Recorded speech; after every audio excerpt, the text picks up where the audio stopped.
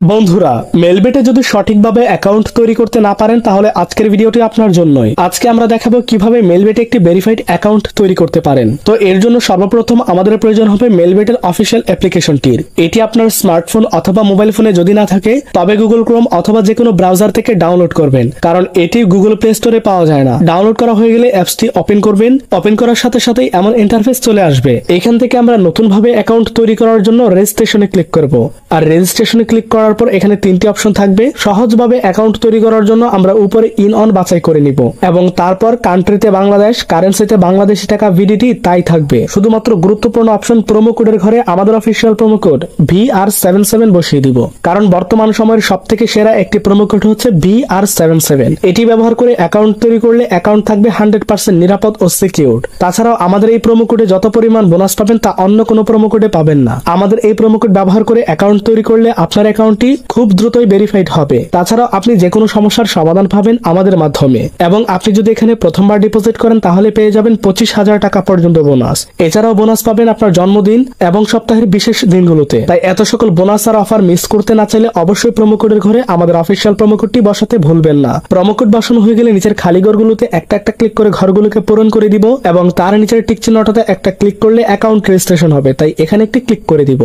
এরপর আমাদেরকে একটি পাসওয়ার্ড ও ইউজার নেম দেওয়া হবে। আর এই ইউজার নেমটি অনেক গুরুত্বপূর্ণ, কারণ আমরা যখন এই অ্যাকাউন্টে পুনরায় আবার অন্য কোথাও লগ ইন করতে যাব তখন এই পাসওয়ার্ড ও ইউজার নেমের প্রয়োজন হবে। তাই এই পাসওয়ার্ড ও ইউজার নেম হারিয়ে গেলে আমরা কোথাও এই অ্যাকাউন্টটি আবার পুনরায় রিকভারি করতে পারবো না। তাই এই গুরুত্বপূর্ণ দুইটি বিষয় অবশ্যই আপনারা খুব ভালোভাবে সংরক্ষণ করবেন। হয়তো একটি স্ক্রিনশট দিয়ে সেভ করে রাখবেন অথবা খাতা কলম নিয়ে পাসওয়ার্ড ও ইউজার নেমটি নোট করে রাখবেন। স্ক্রিনশট দেওয়া হয়ে গেলে নিচে দেখতে পাবেন নেক্সট অপশন থাকবে। আমরা এই নেক্সটে ক্লিক করে দিলেই আমাদের অ্যাকাউন্ট রেজিস্ট্রেশন সাকসেসফুল। আমাদের অ্যাকাউন্ট রেজিস্ট্রেশন তো কমপ্লিট। এবার আমরা আমাদের ফোন নাম্বার ভেরিফিকেশন এবং আমরা আমাদের এনআইডি কার্ড ভেরিফিকেশন করব। আর সেগুলো করার জন্য আমাদের চলে যেতে হবে নিচে কর্নারে থাকা মেনু অপশনে। মেনুতে ক্লিক করলেই এমন ফর্ম চলে আসবে। আমরা এখানে উপরের কর্নারে পার্সোনাল প্রোফাইলে ক্লিক করে দিব। আর পার্সোনাল প্রোফাইলে ক্লিক করার সাথে সাথে আমাদের সামনে ঠিক এমন একটি ইন্টারফেস চলে আসবে। এখান থেকে শুরুতেই আমরা আমাদের ফোন নাম্বারটিকে ভেরিফিকেশন করব। আর তাহলে আমাদের অ্যাকাউন্টটি সবথেকে বেশি নিরাপদে থাকবে।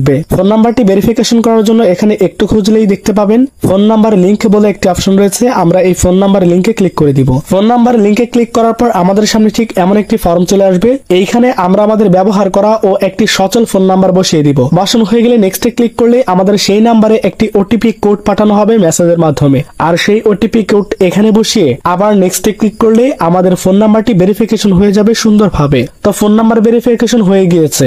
এবার আমাদের এনআইডি কার্ডটি ভেরিফিকেশন করতে হবে। আর এটি করার জন্য একটু উপরে তাকালেই দেখতে পাবেন ফিল ইন পার্সোনাল ডাটা বলে একটি অপশন রয়েছে। আমরা এই ফিল ইন পার্সোনাল ডাটাতে ক্লিক করে দিব। ফিল ইন পার্সোনাল ডাটাতে ক্লিক করলে এমন একটি ফর্ম চলে আসবে। এখানে শুরুতে থাকবে ফার্স্ট নেম অর্থাৎ আমাদের নামের প্রথম অংশটি, তারপর সার নেমের জায়গায় আমাদের নামের দ্বিতীয় অংশটি দিব এবং মিডল নেমের এখানে আমাদের নামের পুরো অংশটি বসিয়ে দিব। তো নাম বসানো হয়ে গেলে নিচে দেখতে পাবেন ডেট অফ বার্থ বলে একটি অপশন রয়েছে, অর্থাৎ আমরা যেই তারিখে জন্মগ্রহণ করেছি সেই তারিখটি এনআইডি কার্ডে খুব স্পষ্টভাবেই দেওয়া আছে, সেটি দেখে এখানে বসিয়ে দিব। জন্ম তারিখ বসানো হয়ে গেলে নিচে দেখতে পাবেন প্লেস অফ বার্থ অর্থাৎ জন্ম ঠিকানা। আমরা যেখানে জন্মগ্রহণ করেছি সেই জায়গার নামটি এখানে খুব ভালোভাবে লিখে দিব।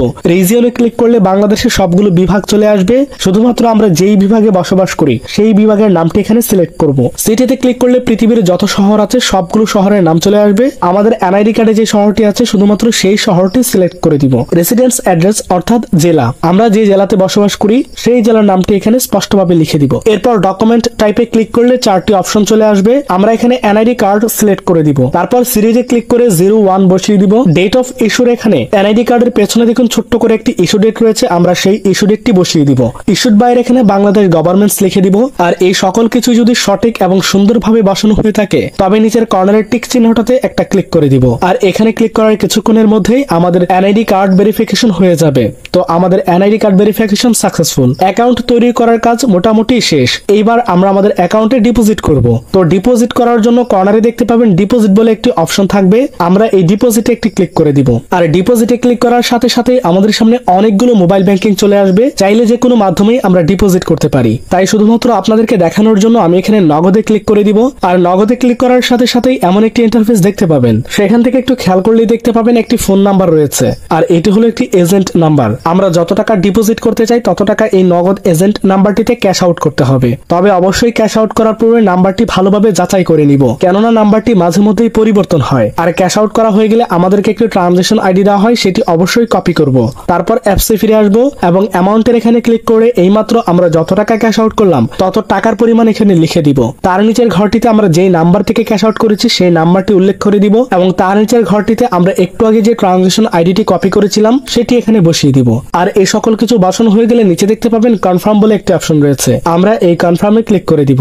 আর কনফার্মে ক্লিক করার কিছুক্ষণের মধ্যেই আমাদের অ্যাকাউন্টে ডিপোজিট করা সেই টাকাটি যোগ হয়ে যাবে। ধন্যবাদ।